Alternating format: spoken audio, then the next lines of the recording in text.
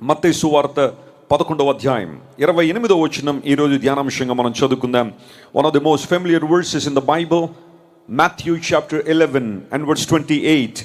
బైబిల్లో ఈ విధంగా రాయబడింది: ప్రయాసపడి భారము మోసుకొనుచున్న సమస్త జనులారా, నా యొద్దకు రండి, నేను మీకు విశ్రాంతి కలుగజేతును.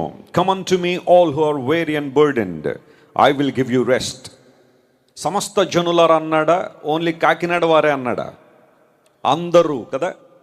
Come unto me all అనే మాట, గ్రీక్లో ఆల్ అనే మాట దగ్గర పాస్ అనే పదం ఉంటుంది, పిఏఎస్.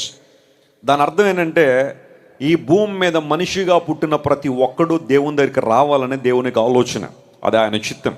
అందరినీ పిలుస్తున్నాడు. దేవునికి భేదాలు లేవు. మనుషులకి భేదాలు ఉంటాయేమో, డిస్క్రిమినేషన్ అనేది ఉంటుందేమో, అన్టచబిలిటీ ఉంటుందేమో, కానీ దేవునికి అది లేదు.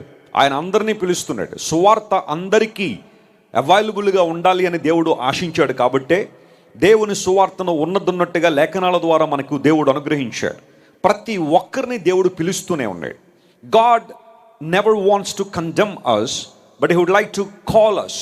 ఆయన మనల్ని పిలుస్తున్నాడు. ఆయన మనల్ని కండెమ్ చేయడానికి పిలవట్లేదు, కానీ ఆయన ఏదో మనకి ఇవ్వాలని ఆశపడుతున్నాడు. ఆయన దేవుడు అనే మాటకు ఒక ప్రాథమికమైన అర్థం ఏంటి అంటే, దేవుడు అనగా ఇచ్చువాడు, వన్ హూ గివ్స్ అని అర్థం.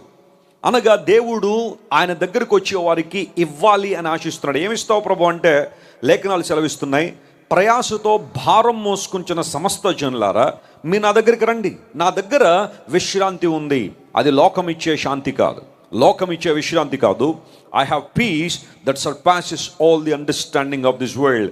సర్వలోకము ఇవ్వలేని ప్రశాంతత, సమాధానము నేను మీకు ఇస్తానని దేవుడు సర్వప్రపంచాన్ని పిలుస్తున్నాడు. ప్రియులారా, యేసు ప్రభు ఈ లోకానికి వచ్చిన తర్వాత ఆయన అందరినీ తన దగ్గరికి ఆహ్వానించాడు. దేవుని దగ్గరికి రావడం ద్వారా ఒక మనిషి సార్థకతను అనుభవిస్తాడని, లేదా పరమార్థం తెలుసుకుంటాడని గత 2 రోజుల నుండి మనం వింటూనే ఉన్నాం. నిన్నటి దినం దేవుని వాక్యాన్ని మనం వింటూ, నేను దేనికోసం పట్టబడ్డానో దానికోసం పరిగెడుతున్నానని పౌలు గారు చెప్పిన మాట జ్ఞాపకం చేసుకుంటే, దేవుడు ఒక ఉద్దేశంతో మనల్ని పిలుస్తున్నాడు. ఆ ఉద్దేశం ఏంటంటే, ప్రయాసతో మానవుడు నలిగిపోతున్నాడు, భారాల క్రింద మనిషి ఉండిపోయాడు. ఆ భారంతో ఉన్నాడు కాబట్టి మూలుగుతున్నాడు. శాంతి లేదు, సమాధానం లేదు, కుటుంబంలో ఐక్యత లేదు, సమస్యలు, ఇబ్బందులు మనిషిని కబళిస్తూ ఉన్నాయి. పొరుగు వారితో సాంగత్యం చేయలేకపోతున్నాడు, లేదా సహవాసం చేయలేకపోతున్నాడు. అన్నిటికన్నా ప్రాముఖ్యంగా దేవునితో సెపరేట్ అయిపోయి దేవునితో సత్సంబంధాన్ని కలిగి లేక మానవుడు ములుగుతుంటే, యేసు ప్రభు వారు పిలిచారు, రండి, ఎవరైతే భారాలు భరిస్తున్నారో వారి భారాలు తొలగించడానికి నేను ఈ లోకానికి వచ్చానని యేసు ప్రభు ఈ లోకానికి వచ్చారు.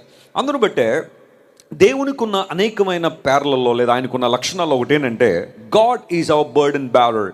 ఆయన మన భారాన్ని భరించువాడని లేఖనాలు చాలా స్పష్టంగా తెలియజేస్తున్నాయి. కీర్తన గ్రంథంలో ఒక చక్కని మాట మనం చూడొచ్చు, ఆయన అనుదినము మా భారమును ఏం చేస్తున్నాడు? ఆయన భరిస్తూ ఉన్నాడని.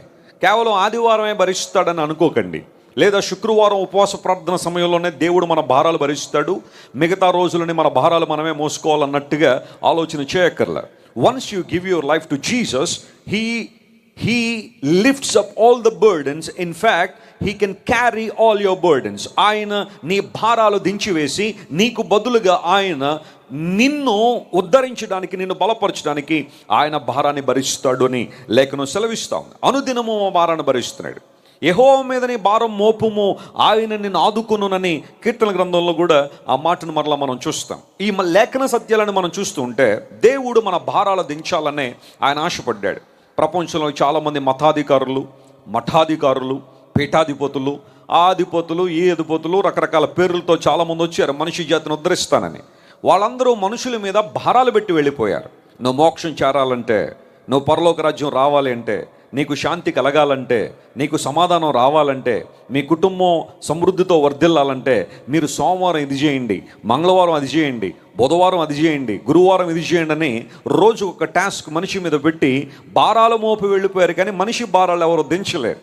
అయితే యేసుక్రీస్తు ప్రభు దగ్గరికి రావడం ద్వారా మన భారాలు తొలగిపోతాయని బైబిల్ చాలా స్పష్టంగా తెలియజేస్తూ ఉంది.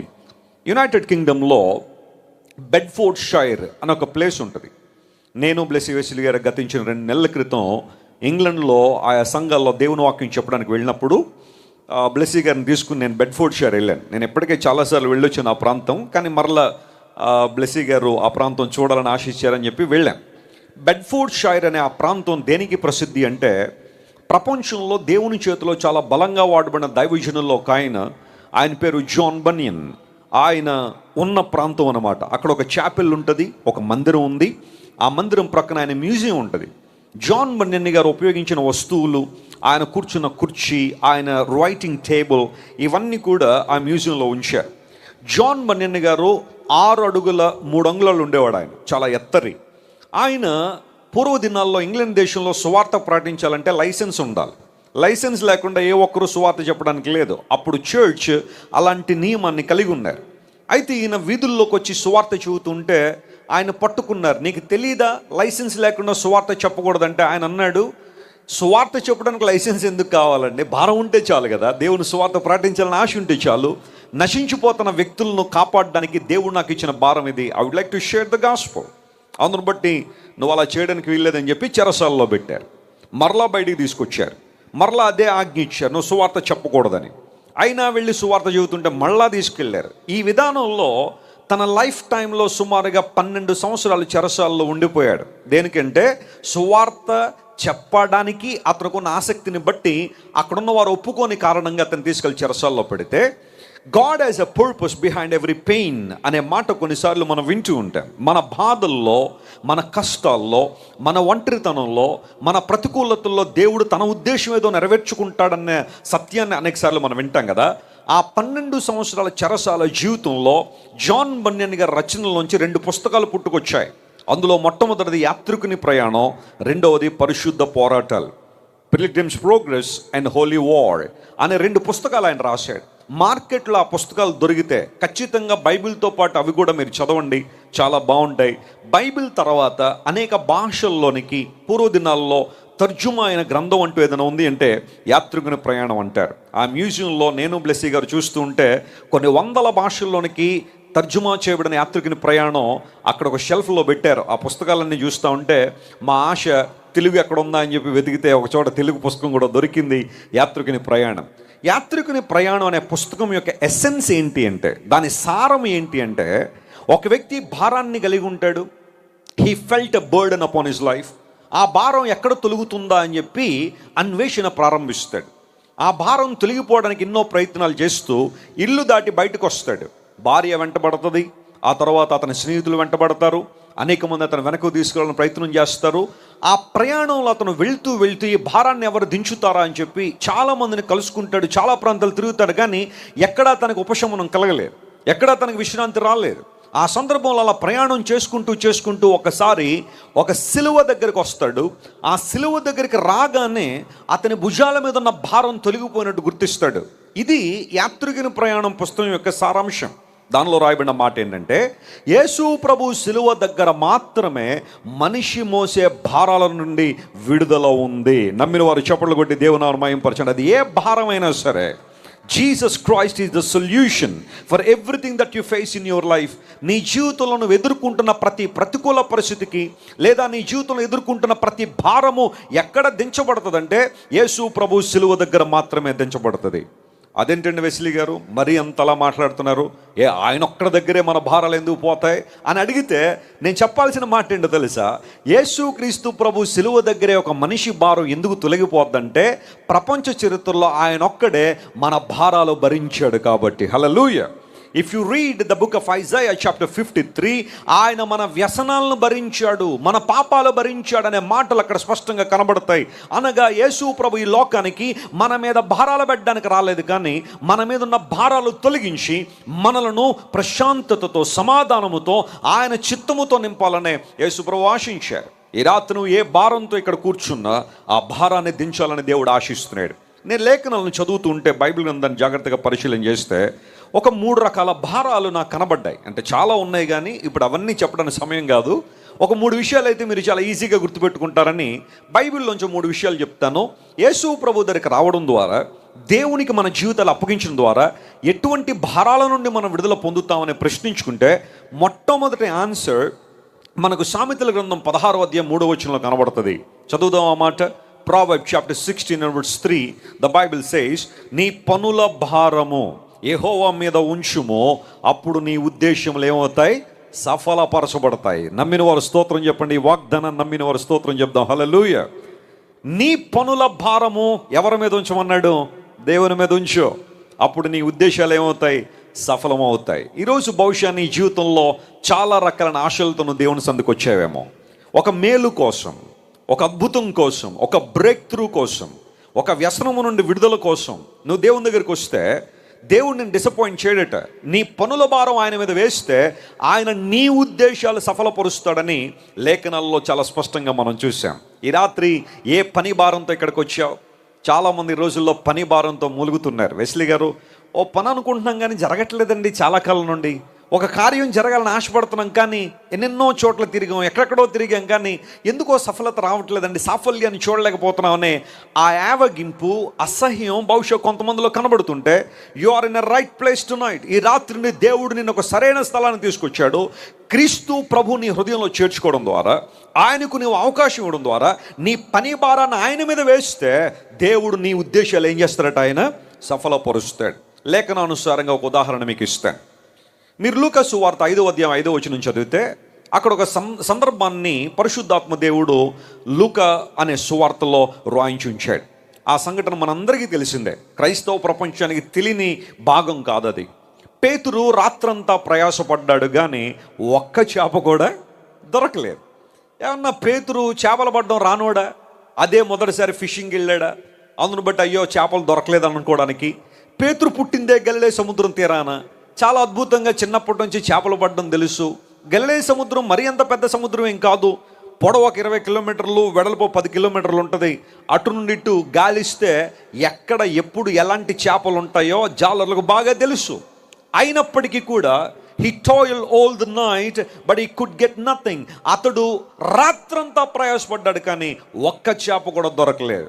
చేపలు దొరకలేదన్న బాధ ఒకటైతే పేతురు గారిలో ఒకలాంటి ఆత్మన్యూన్యత భావం వచ్చి ఉంటుంది. ఎంత ప్రొఫెషనల్ ఫిషర్మెన్ నేను, ఒక్క చేప కూడా పట్టలేకపోయాను. ఇప్పుడు ఇంటికి వెళ్ళిన తర్వాత నా భార్య అడిగితే ఏం చెప్పాలి? పేతురు గారికి పిల్లలు ఉన్నారో లేదో తర్వాత సంగతి, కానీ కుటుంబ సభ్యులు వాళ్ళు అడిగితే ఏం చెప్పాలన్న బాధ పేతురులో కనబడుతూ ఉండొచ్చు. ఉదయకాలం he was very disappointed.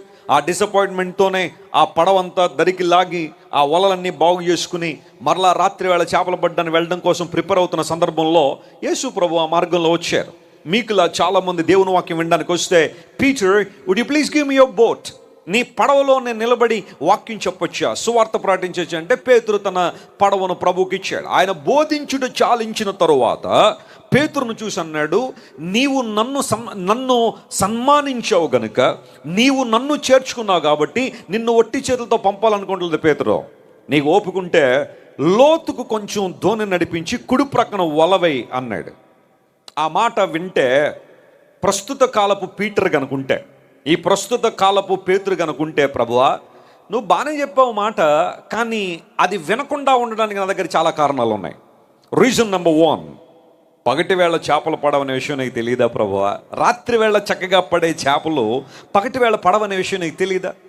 Reason number 2, రాత్రంతా నేను నా టీం అందరం కూడా గల్లే సముద్రం అంతా గాలించేసాం, మరి చేపలన్నీ ఎక్కడ పోయినాయో తెలీదు, ఒక్క చేప కూడా పడవలేదు. ఇప్పుడు నువ్వు వచ్చి మళ్ళా వెళ్ళు అంటే ఎలా నమ్మమంటావు ఈ మాట? అందును బట్టి సాధ్యపడేది కా. 3వది, పోనీ నీకేమైనా అనుభవం ఉందా? నువ్వు కూడా నాలాంటి ఫిషర్మన్ కాదు కదా. మీ ఫాదర్ జోసెఫ్ ఒక కార్పెంటర్ కదా, నీకు ఏవో ఆ కార్పెంటరీ పనులు చేయడం, నజరేతులో పెరిగావు, అలాంటి విషయాలు ఏమన్నా నువ్వు చెప్తే నేను చేయడానికి రెడీ. కానీ నేను ఏ విషయంలో అయితే ప్రజ్ఞ కలిగి ఉన్నానో, ఏ విషయంలో అయితే నాకు ప్రావీణ్యత ఉందో అందులో వచ్చి మళ్ళీ నువ్వు నాకు చెబుతుంటే పరిస్థితి ఎలా ఉంటుంది? ఇప్పుడు నాకు కీబోర్డ్ వాయించడం రాదనుకోండి, ఏదో వాయిస్తాను, కొద్దిగా పియానో ప్లే చేస్తాను. ఒకవేళ నాకేమీ రాకుండా ఇప్పుడు చక్కగా ప్రొఫెషనల్ ప్లేయర్స్ ఉన్నారు, వాళ్ళ దగ్గరికి వెళ్ళి మీరు అలా వాయించండి ఎలా వాయించండి అంటే వాళ్ళు ఏమంటారు తెలుసా? మేము స్టేజ్ దిగి వెళ్ళిపోతామండి, మీరు ఏ వాయించుకుంటారో వాయించుకోండి అంటారు వాళ్ళు. మీరు మాకు చెప్పడం ఏంటండి, మాకు తెలుసు, మీరు ఆ స్కేల్ ఏదో చెప్పేసేయండి, మిగతాది మేము చూసుకుంటామంటారు కదా. ఒక ప్రొఫెషనాలిటీ కలిగిన వ్యక్తి దగ్గరికి వెళ్ళి అతని పనినే మరలా అతను చేయమని చెబితే ఒకలాంటి అసహ్యం లేకపోతే ఒకలాంటి ఇబ్బంది ఒక మనిషిలో ఉంటుంది. ఇన్ని ప్రశ్నలు పేతురు ముందు ఉన్నాయి. Question number 1, question number 2, question number 3 అనేకమైన ఉన్నప్పటికీ కూడా పేతురు ఏమంటారు తెలుసా? ప్రభువా నువ్వు చెప్పావు కాబట్టి. నీ స్థానంలో మరి ఎవరైనా ఉండుంటే ఐ డోంట్ కేర్, ఆ మాట నేను వినాల్సిన అవసరం లేదు. కానీ I believe that you are the creator God. I believe you can turn anything around. నువ్వు ఏ కార్యాన్నైనా సాధించగలవు, చేయగల సామర్థ్యం కలిగిన వాడివి. సకల చరాచర సృష్టిని మాట ద్వారా కలుగు చేయబడింది కాబట్టి I trust you lord, I put my faith on your word. నీ మాట మీద నాకు విశ్వాసం ఉంది. ఆ మాట పట్టుకునే వెళ్తున్నాను నేను నది ఆ సముద్రంలోనికి. Let me come back with a good result. ఆ మాట పట్టుకుని వెళ్ళాడో రిజల్ట్ మనందరికీ తెలుసు. రాత్రంతా ప్రయాసపడ్డాడు, ఒక్క చేప దొరకలేదు. యేసాయ మాట ప్రకారం వలేసాడు, 2 దోణెలు నిండిపోయినాయి. చప్పట్లు కొట్టి దేవుని మహిమపరచండి. హల్లెలూయా. That is the result tonight. If you trust on God, if you lean on Jesus, that is the result. నీ శక్తి, నీ బలము, నీ జ్ఞానం ద్వారా సాధించలేని చాలా కార్యాలు దేవుని కృప ద్వారా, ఆయన ఫేవర్ ద్వారా మనం సాధించగలము. హల్లెలూయా. లోకం అంతా కూడా శ్రమించి లేదా అలా చేసి ఇలా చేసి ఏదో విధంగా ఉన్నతమైన స్థితికి రావాలని ప్రయాసపడుతున్నారు. నేను ప్రయాసపడద్దు నేను అంటల్లా, కష్టపడొద్దు నేను అంటల్లా, సోమరిపోతులను దేవుడు ఆశీర్వదిస్తాడని నేను అంటల్లా. పేతురు దగ్గరికి వచ్చి, పేతురు పడవిచ్చావు కాబట్టి అబ్బురికి దబ్బురు అంటే పడవ నిండా చేపలు వచ్చాయా? రాలా. You have to go. నువ్వు వెళ్ళాలి, మరలా ఫిషింగ్ చేయి. నువ్వు లేజీగా ఉంటే దేవుడిని ఆశీర్వదించాడు. సోమర్థగాన్ని దేవుడు ఆశీర్వదించడం ఎక్కడ బైబిల్లో లేదు. పేతురు చేయగలిగింది పేతురు చేశాడు, దేవుడు చేయగలిగింది ఆయన చేశాడు. దేవుడు నామమున స్తోత్రం కలుగును గాక. పేతురు చేసిన పని ఏంటో తెలుసా? According to your word. నీ మాట చొప్పున ప్రభువా. ఈ రాత్రి నువ్వు కూడా ఒక ఉద్యోగం కోసం అలసిపోయావేమో, ఒక వ్యాపారంలో అభివృద్ధి కోసం అలసిపోయాము, అటు తిరిగి ఇటు తిరిగి, ఒక సాఫల్యత కోసం ఎన్నో చోట్ల పరిగెత్తి అలసిపోయాము. నీ సమస్య నుండి విడుదల పొందడానికి రకరకాల ప్రయత్నాలు చేసావేమో. అయితే ఈ రాత్రి బైబిల్ సెలవిస్తూ ఉంది, నీ పనుల భారం ఏదైతే ఉంటుందో అది దేవుని మీద వేసాయి. ఆయన సఫలం చేసినట్టుగా నీ ఉద్దేశాలు మరెవ్వరూ సఫలం చేయరని లేఖనాలు చాలా స్పష్టంగా తెలియజేస్తూ ఉన్నాయి. ఒక అనాథ పిల్లవాడు రోడ్డు మీద ఉన్నాడు. ఒక సేవకుడు ఆ రోడ్డు మీద వెళ్తున్నాడు. యూజువల్గా వెస్ట్రన్ కంట్రీస్లో ఎంత పేదోళ్ళైనా సూట్ వేసుకుంటారు, ఎందుకంటే అక్కడున్న క్లైమేట్ని బట్టి లేదా వెదర్ కండిషన్ బట్టి వారు అలాంటి పరిస్థితి ఉంటుంది. ఒక పాస్టర్ గారు రోడ్డు మీద నడిచి వెళ్తున్నాడు. ఆ అనాథ బాలుడు పాస్టర్ గారి వైపు చూసి, నాకేదన్నా సహాయం చేస్తారని అడిగాడు. ఈయన తన పాకెట్స్ అన్ని చూసుకున్నాడు. ఒక్క పౌండ్ కూడా ఆయన దగ్గర లేదు. యునైటెడ్ కింగ్డమ్ వాళ్ళు వాడే కరెన్సీ పౌండ్స్ అంటాం కదా, ఆయన దగ్గర లేవు. ఐఎమ్ సారీ మై బాయ్, నన్ను క్షమించి, నా దగ్గర నీకు ఇవ్వడానికి ఏమీ లేదు.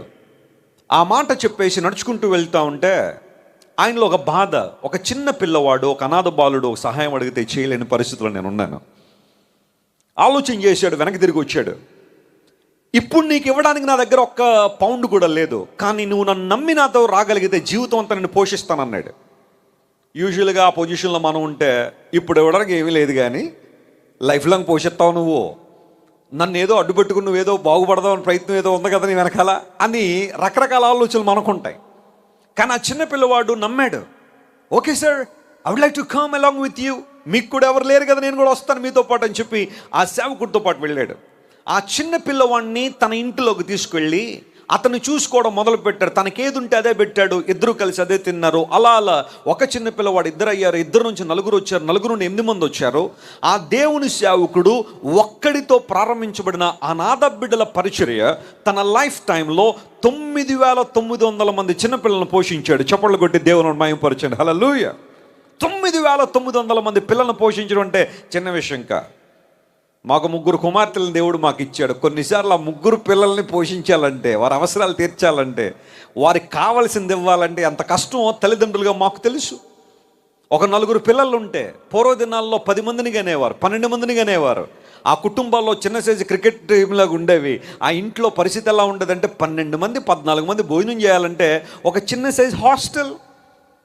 Can you imagine a person who doesn't have at least 1 single pound in his hand? He could able to feed 9,900 orphans in his lifetime. How it is possible? ఇది ఎలా జరిగింది అడిగారు ఒక ఆయన వెళ్ళి, అయ్యా ఇది ఎలా సాధ్యమైంది? ఎంతమంది అనాథ పిల్లలు, వారు మీ కడుపును పుట్టిన వాళ్ళు కాదు, మీ బంధువులు కాదు, మీ స్నేహితులు కాదు, అలాంటి వారిని ఎలా మీరు పోషించగలిగారంటే ఆ దేవుని సేవకుడు చెప్పిన మాట ఏంటో తెలుసా? నా పని భారాన్ని దేవుని మీద వేశాను, ఆయన నడిపించాడు, తన మహిమార్థం నిలబెట్టాడు. He is none other than George Muller.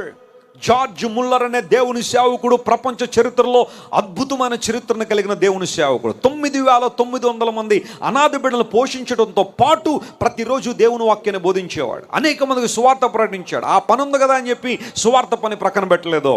He fulfilled all the responsibilities in his life and finally said, my God is faithful. నా దేవుడు నమ్మదగిన వాడు. అంతమంది పిల్లలను పోషించడానికి ఆయా సందర్భాల్లో ఇబ్బందులు ఎదురైనప్పుడు, కష్టాలు ఎదురైనప్పుడు జార్జ్ ముల్లర్ చేసిన పని ఏంటో తెలుసా? నాకు తెలిసిన ఒకటే ఒక పని, దేవుని సన్నిధిలో మోకాళ్ళు వేయడం, ఆయన సన్నిధిలో మోకరించి ప్రార్థన చేయడం. సహాయం ఎలా వస్తుంది అనేది దేవుడు చూసుకుంటాడు. నా పని ఏంటో తెలుసా? ఆయన సన్నిధిలో మోకాళ్ళు వేసి ప్రార్థన చేయడం. కొన్నిసార్లు మన జీవితాల్లో మోకాళ్ళ ప్రార్థన అంశం తగ్గిపోయింది. రోజుల్లో మోకాళ్ళు ఏమంటే నొప్పులండి వెసిలి గారు, కుదరదండి. ఏంటి యవనస్తులే, పోనీ 60 సంవత్సరాలు వచ్చిన వాళ్ళు మోకరించలేరంటే తర్వాత సంగతి. కానీ 30 నుంచే మోకాళ్ళ నొప్పులు అంటే ఏమి సాధిస్తావయ్యా నువ్వు? వేయి మోకాళ్ళే దేవుని సన్నిధిలో. When life hits so hard, Neel down before God. జీవితం కొన్నిసార్లు పరీక్షా ఘట్టాల గుండా నేను తీసుకెళ్తుంటే, శ్రమలనే సుడిగుండాల గుండా నేను తీసుకెళ్తుంటే, the only thing that you could do is to kneel down before God. దేవుని సల మోకాళ్ళు వేయడం నేర్చుకో. మోకాళ్ళు వేసే క్రైస్తవుడికి సాతాను భయపడతాడు. నమ్మిన వారు చెప్పలు కూడా దేవుని మహిమపరచండి. హల్లెలూయా. When you look unto God, when you look unto Jesus, miracles will set in motion. దేవుడు అద్భుతాలు నీ జీవితంలో జరిగించడానికి సామర్థ్యం కలిగిన వాడు. జార్జ్ ముల్లర్ అంటాడు, ఎంత భారం నా మీద ఉన్న ప్రతిరోజు నేను నేర్చుకున్న ఒక పని ఏంటంటే, నా పని భారాన్ని ఎవరి మీద వేశానో దేవుని మీద వేశాను. ఈరోజు నువ్వు వేయగలవా? నీకున్న అక్కర తీర్చబడాలంటే, నీకున్న కొదువు తీర్చబడాలంటే, అకార్డింగ్ టు యువర్ వర్డ్, ప్రభువా నీ మాట చొప్పున నేను చేస్తాను. నీ లేఖనం ఏం చెబుతుందో అది నేను చేస్తాను. నీవు ఏమి సేవకుల ద్వారా బయలుపరుస్తావో అది నేను చేస్తానని దేవునితో నువ్వు ఒడంబడిలోకి రాగలిగితే, నిబంధనలోకి రాగలిగితే, నీ ఉద్దేశాలు దేవుడు సఫలపరిచి అద్భుతాలు నీ జీవితంలో జరిగిస్తాడు. 2014 సంవత్సరంలో మా పరిచర్యలో చిన్న ఇబ్బంది జరిగింది. రాజమండ్రిలో మేము టెంట్ల క్రింద ఆరాధన చేసేవాళ్ళం. మాకున్న మందిరం సరిపోక ప్రజలు ఎక్కువ మంది వస్తూ ఉంటే, సరే టెంట్లు వేసి ఒక గ్రౌండ్ బుక్ చేసుకుని ఆరాధన చేస్తుంటే 2014 సంవత్సరంలో మేము ఊహించిన ఒక పరిణామం మా పరిచర్యలో చోటు చేసుకుంది. మొదట్లో మేము అది ఒక షార్ట్ సర్క్యూట్ వలన టెంట్లు కాలిపోయాను అనుకున్నాం. కానీ ఆ తర్వాత తెలిసింది కొంతమంది కావాలని ఆ పని చేశారని. టెంట్లతో పాటు chairs and sound system damage అయిపోయింది. దేవుని మహాకృప అప్పుడు ప్రజలు ఎవరు లేరు. ఆరాధన అప్పుడే ముగించబడి మరొక ఆరాధన కోసం కనిపెడుతున్నాం. ఆ సందర్భంలో జరిగిన ఆ పరిణామం, దేవుని సన్నిధిలో నేను, బ్లెస్సీ వెస్లీ గారు అదే గ్రౌండ్లో ఎక్కడైతే ఆ ప్రతికూలత మేము ఎదుర్కొన్నాం అక్కడే మోకాళ్ళు వేసి ప్రార్థన చేశాం. అందులో రెండే విషయాలు నేను ప్రార్థన చేశాను.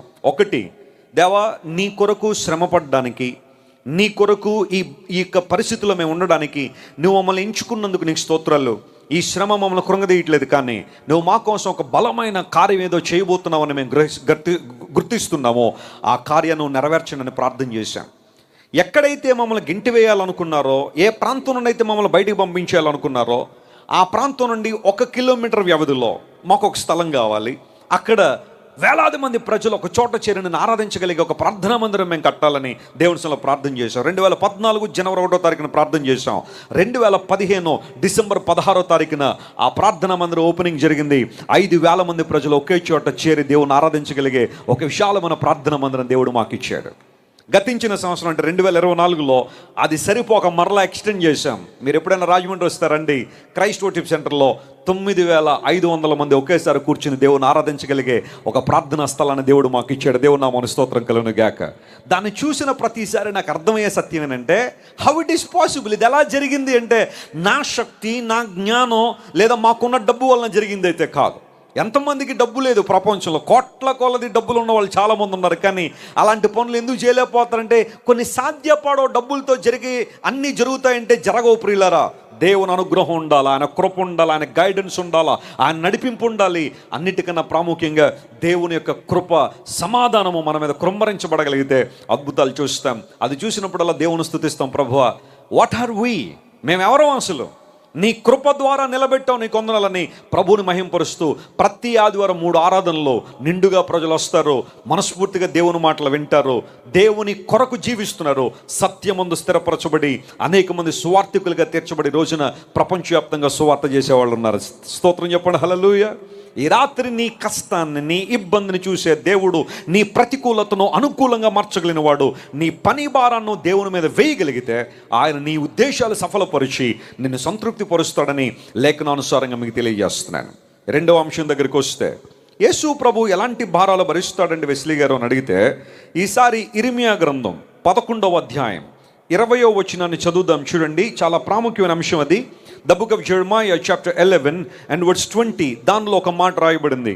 ఏముంటుందంటే, నీతిని బట్టి తీర్పు తీర్చుచు జ్ఞానేంద్రియములను హృదయమును శోధించువాడు సైన్యములకు అధిపతియగు యెహోవాయే.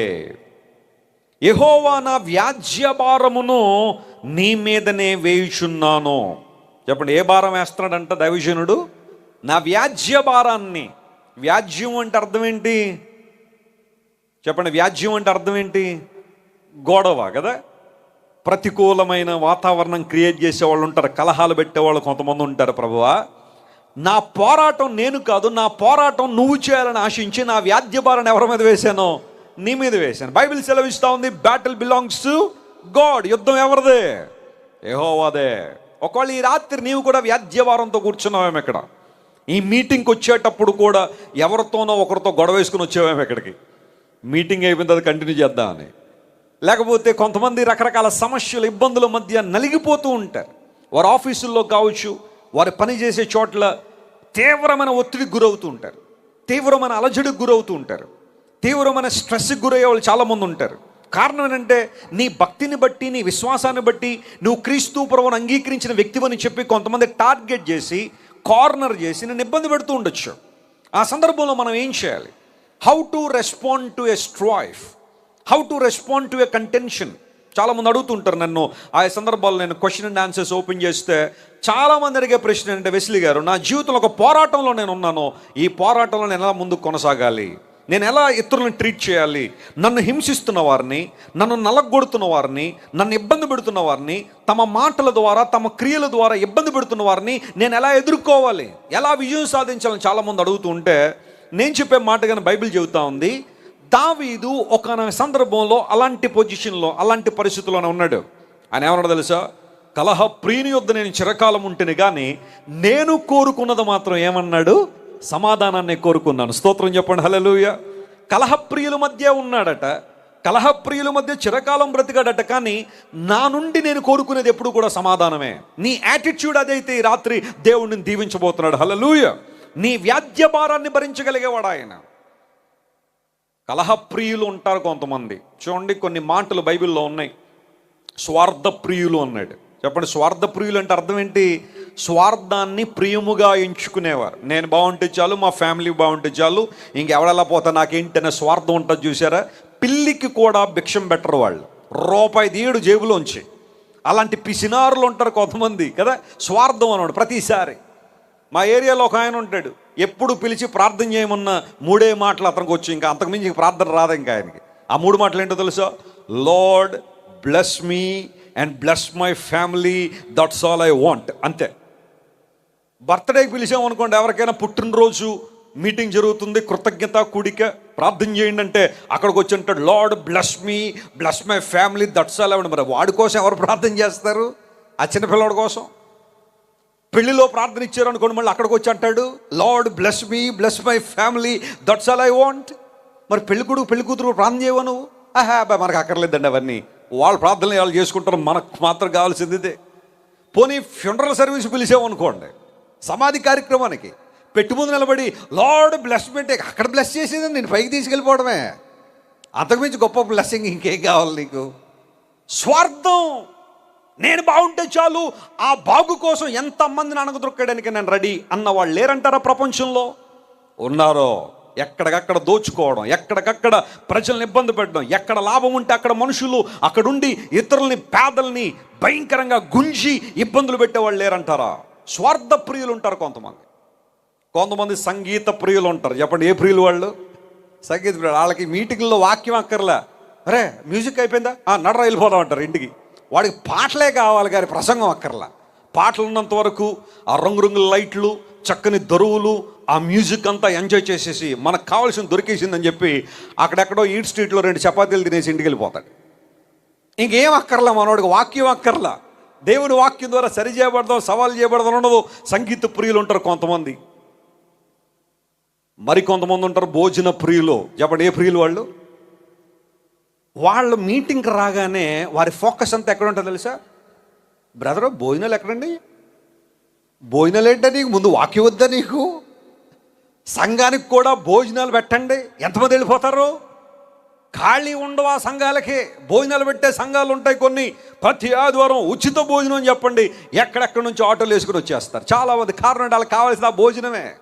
నేను ఎవరినో విమర్శించాలని మాట చెప్పట్లేదు, కానీ మరి ఆత్మీయ ఆహారం ఎప్పుడు తింటావు? ఆత్మీయ ఆహారంతో ఎప్పుడు పోషించబడతావు? ఆలోచన చేయి.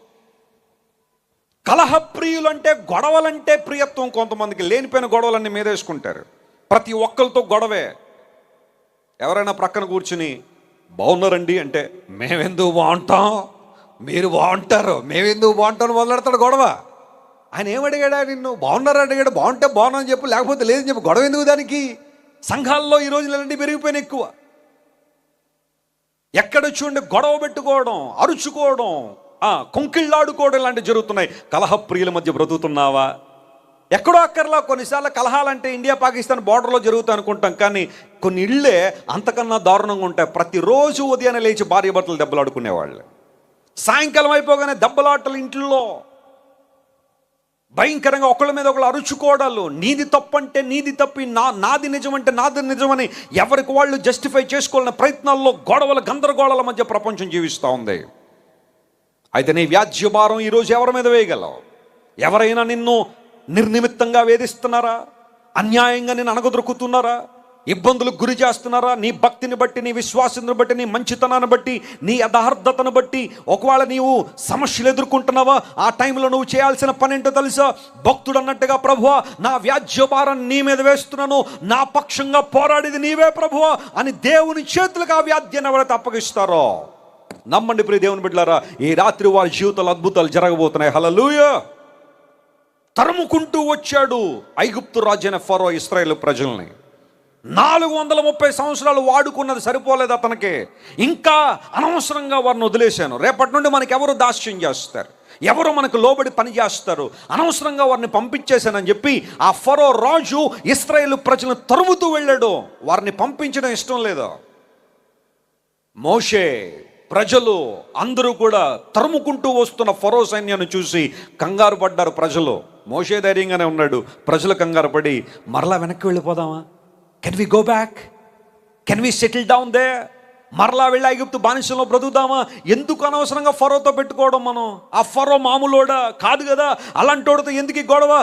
కాంప్రమైజ్ అయిపోయి వెళ్ళిపోదాం ఫరో దగ్గరికి. ఆ సందర్భంలో దేవుడు ఏమన్నాడు తెలుసా? మీరు చేయగలిగే పని అంటే ఏదైనా ఉంది అంటే, మీరు ఓరక నిలిచుండి చూడండి, మీ పక్షంగా పోరాడేది మీ దేవుడే. యుద్ధం ఎవరిదే? యెహోవాదే. ఎక్సోడస్ చాప్టర్ 14 మీరు చదవండి. ఇశ్రాయేలు ప్రజల జీవితంలో దేవుడు చేసిన అద్భుతం మామూలు అద్భుతం కాదు.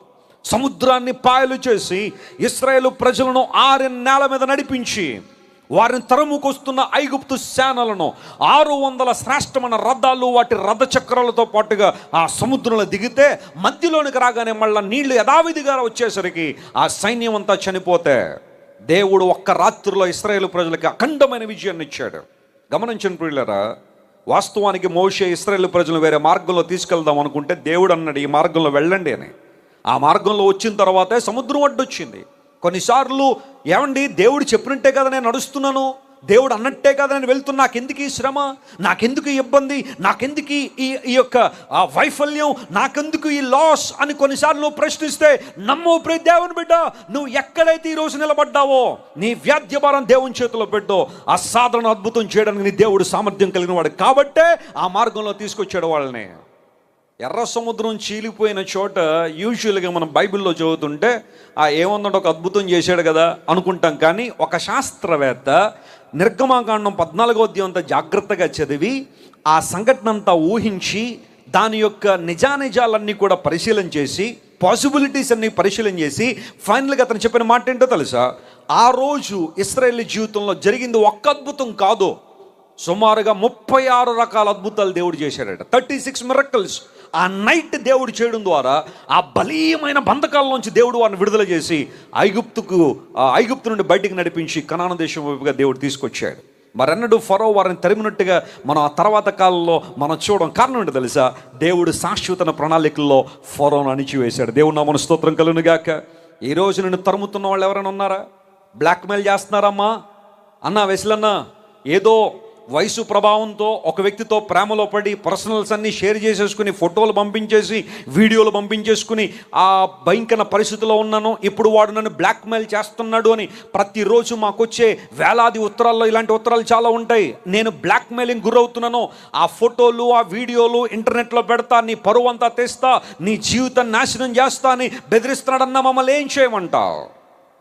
నీ మీద తప్పుడు కేసు పెట్టి, తప్పుడు ఎలిగేషన్ చేసి నిన్ను కటకట్టలను నెట్టేస్తాను బెదిరించేవాళ్ళు బహుశా నీ జీవితంలో ఉంటారేమో. బహుశా నువ్వు చేసిన తప్పేమీ లేదు అక్కడ, యోసేపు వలే పరిశుద్ధుడిగానే ఉన్నావు, కానీ కొంతమంది కావాలని చుట్టూ కూడా కుట్ర పన్ని కాన్స్పిరసీ చేసి నేను ఇబ్బందులు గురి చేస్తున్నారా? ఆ టైంలో నువ్వు బాధపడాల్సిన అవసరతలా, కృంగిపోవాల్సిన అవసరతలా, అధైర్యపడిపోయి ఇంకా ఇంకా అగాధ కూపంలోకి వెళ్ళాల్సిన అవసరతలా? నువ్వు చేయాల్సిన పని ఉంటే ఏదైనా ఉందంటే, ప్రభువా నా వ్యాధ్య భారాన్ని మీద వేస్తున్నాను ప్రభువా, Lord, I cast out my anxiety on you. You take care of me. అద్భుతం చేయ ప్రభు అని దేవుని అసలు ప్రార్థన చేయి. ఈ రాత్రి నీ ప్రార్థన ఆలకించే దేవుడు, ప్రార్థన ఆలకించువాడా సర్వశరీరుని ఎద్దుకు వస్తారని బైబిల్లో రాయబడిన రీతిగా నీ ప్రార్థనకు జవాబిచ్చి ఆ శత్రు సైన్యము నుండి, శత్రు బలవంతుడి మీద దేవుడు నీకు జయాన్ని దయచేయబోతున్నాడు. నమ్మిన వారు చప్పట్లు కొట్టి వాగ్దానాన్ని క్లెయిమ్ చేద్దాం. Yes, my God is victorious God and He gives us victory when we trust Him. ఆయన అంగీకరించినప్పుడు దేవుడు మనకి విజయాన్ని ఇచ్చే దేవుడు. మా నాన్నగారు సేవకు రాకమునుపు టెలికమ్యూనికేషన్లో జాబ్ చేసేవారు. చాలా మంచి శాలరీ ఆయనకు వచ్చేది. ఆ శాలరీతో ఏం జరిగేదంటే, రోజు ఒక 20 మంది స్నేహితులను తీసుకుని విజయవాడ రోడ్లో తిరగడం, 2 సినిమాలు చూడడం రోజుకి. మా నాన్నగారు ఒక మూవీ యాక్టర్కి విపరీతమైన ఫ్యాన్. ఆ పేరు చెప్పనులేండి, మళ్ళీ వాళ్ళ ఫ్యాన్లు ఎవరు ఉంటే ఇప్పుడు మళ్ళీ కంగారు పడతారు వాళ్ళు. మా నాన్నగారు అతనికి బాగా ఫ్యాన్. ఆయన సినిమా వచ్చిందంటే చూసిందే చూసి ఎన్నిసార్లైనా చూసి, అది సినిమా హాల్లో తీసేసామన్నా దాకా చూసి బాగా ప్రోత్సహించారు అలాంటి వాళ్ళు మా నాన్నగారు. మరి వాళ్ళని ప్రోత్సహించేది ప్రజలే కదా. ఏమండి, ఎవరికో ఎక్కడి నుండి వస్తుందని డబ్బు చెప్పండి సినిమా యాక్టర్లకి? ఈ రోజున గొడవలు, గందరగోళాలు, వాడు అది చేశాడు ఇది చేశాడు అని చెప్పి వాళ్ళని పట్టుకెళ్ళి అవి ఇవి. నేను ఎవరినో సమర్థించలేని మాట చెప్పట్లేదు, కానీ డబ్బులు ఎలా వస్తాయి ఎవరికైనా? సేవకుల దగ్గరికి వచ్చేసి వీళ్ళందరికీ జనాల డబ్బులు అంటే అసలు ప్రజలందరికీ డబ్బులు ఎక్కడి నుండి వస్తాయి? ప్రజల నుండే కదా రావాలి. రాజకీయవేత్తలకు ఎవరిస్తున్నారు డబ్బులు? మనుషుల నుండే కదా వచ్చేది. సినిమా యాక్టర్లకు ఎవరిస్తున్నారు? నువ్వు చూస్తేనే కదా సినిమాలు రేట్లు పెంచి 300 పెట్టి పాప్కార్న్ 400 అమ్మి, ఆ కోకోకోలా బయట 10 రూపాయలు అంటే 1000 రూపాయలకి అమ్మి నీ దగ్గర దోసుకోవట్లా డబ్బులు. అక్కడ నీకు లెక్కలు ఉండవు. దేవుని దగ్గరికి వచ్చేసిన మాత్రం అడిగేస్తున్నారండి కానుకలు. ఈ సంఘంలో ఎక్కువ అడిగేస్తారండి కానుకలు. లోకంలో ఇచ్చేటప్పుడు అలాంటి లెక్కలే ఉండవు కదా. సరే, నేను ఇప్పుడు ఆ టాపిక్ టచ్ చేయాలనే ఉద్దేశం కాదు, కానీ ఎవరికైనా ఎక్కడి నుండి వస్తాయి డబ్బులు? ప్రజల నుండే కదా. ఒక మంచి కార్యం కోసం సహకరించేప్పుడు సణుక్కోవద్దు. నువ్వు పనికి మాలిన వాటికి సహకరిస్తే బాధపడు, ఇబ్బంది పడు, కానీ ఒక మంచి పని కోసం సహకరిస్తే గుండెల మీద ధైర్యంగా చేసుకుని చెప్పు, నేను మంచి పనిని ప్రోత్సహించానని చెప్పు, దేవుడిని దీవిస్తాడు. హల్లెలూయా. ఇలాంటి సభలను ప్రోత్సహించండి, దేవుడి మీద దీవిస్తాడు, మీ కుటుంబాలను దీవిస్తాడు. పరిచర్యను ప్రోత్సహించండి, దేవుని సేవను ప్రోత్సహించండి.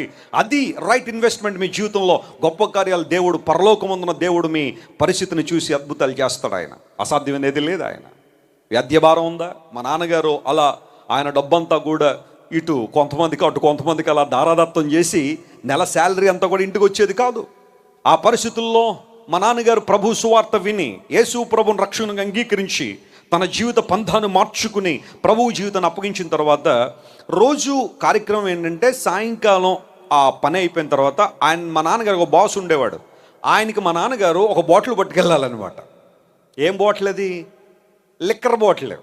త్రాగుబోతులు ఉంటారు కొంత. మా నాన్నగారు త్రాగుబోతు కాదు, త్రాగలేదు, కానీ ఎప్పుడైనా అకేషనల్గా త్రాగేవారు. అది కూడా తప్పే, నేను దాన్ని కూడా సమర్థించట్లా.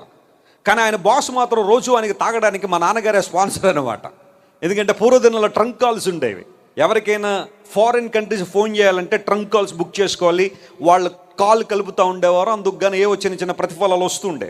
అలాంటి పరిస్థితుల్లో మా నాన్నగారు అతనికి ప్రతిరోజు ఒక లిక్కర్ బాటిల్ స్పాన్సరింగ్ అనమాట. మారు మనసు పొందిన తర్వాత ఈయన వెయిట్ చేస్తున్నాడు బాస్ గారు ఆయన క్యాబిన్లో. మా నాన్నగారి పేరు రక్షణ పొందకు మునుపు వెంకటేశ్వరరావు. వెంకటేశ్వరరావు ఇంకా రాలేదేంటి, మనకు బాటిల్ రాలేదేంటి అని మెల్లగా ఉండబట్టలకు ఫోన్ చేశాడు.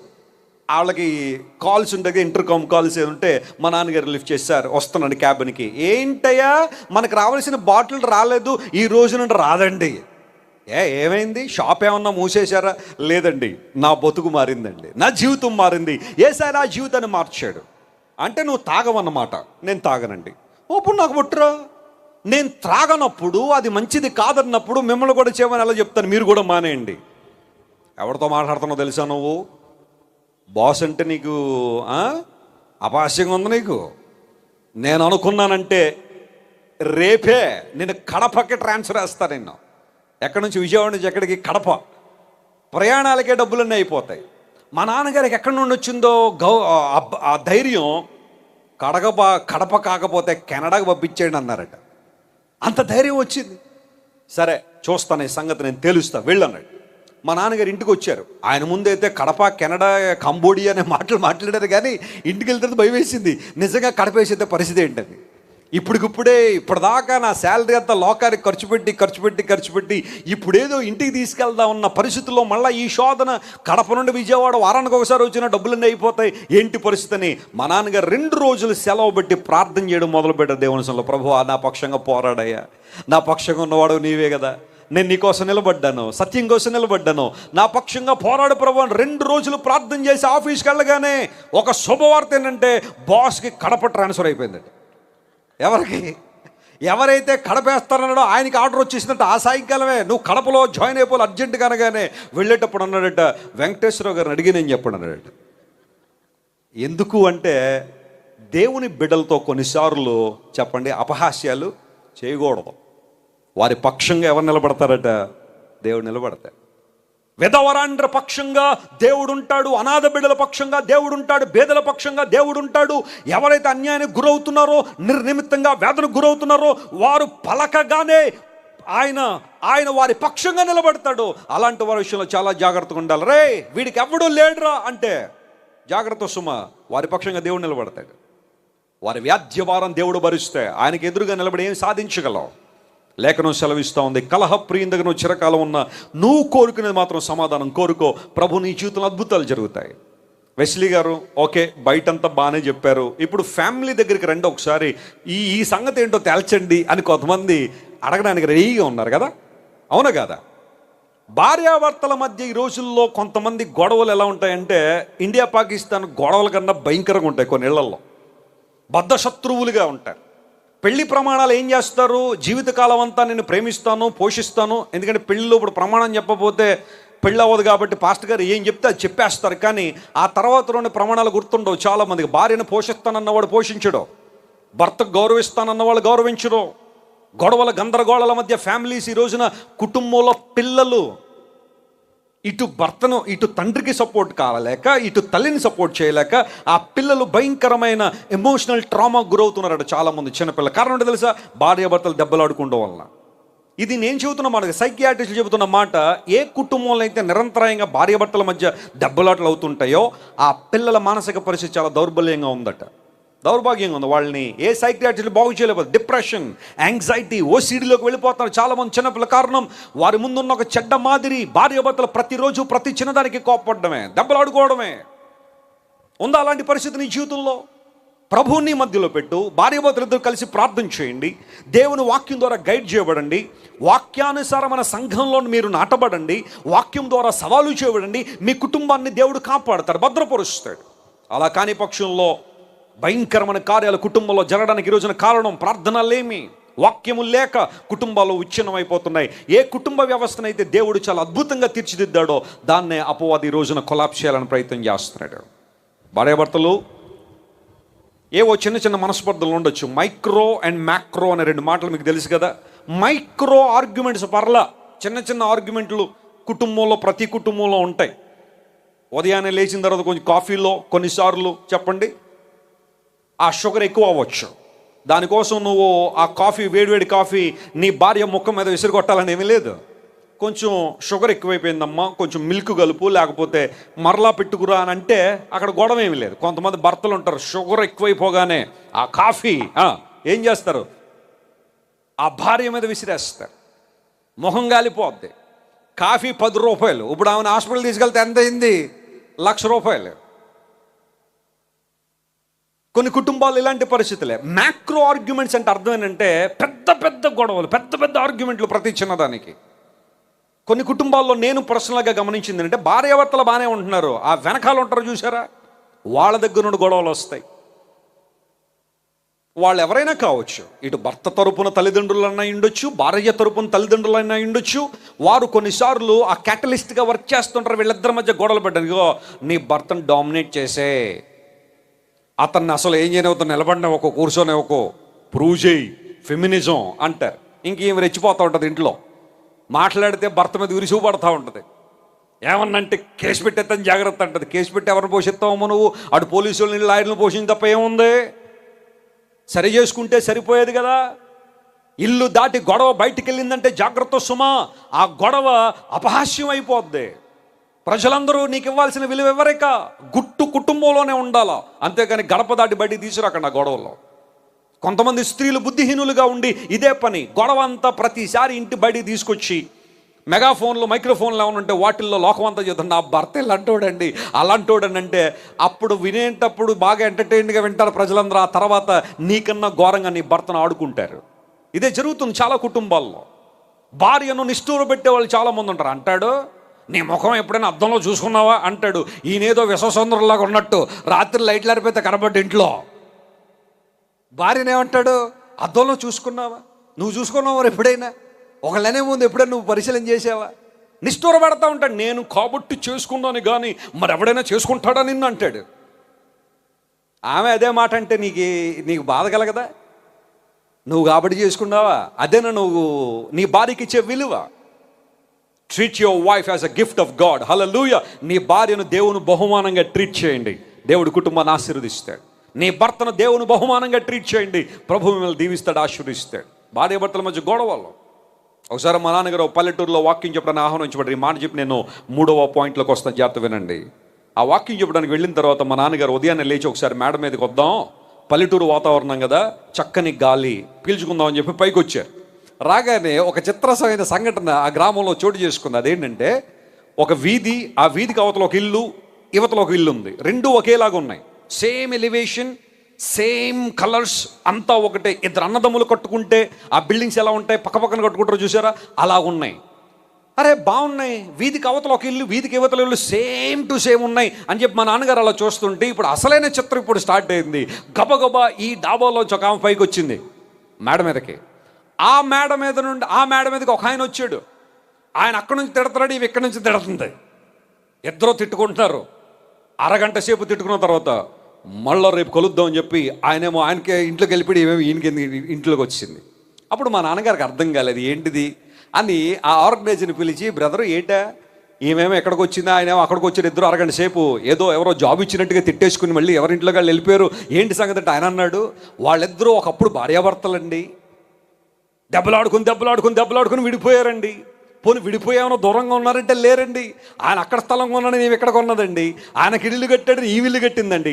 ఆయన రంగేశాడు, ఈ రంగేసిందండి. ఆఖరికి రోజు చేసే పని అంటే ఉదయాన్నే లేచిన తర్వాత పైకి వచ్చి అరగంట సేపు తిట్టుకుని మళ్ళీ కిందకి వెళ్ళిపోతారట.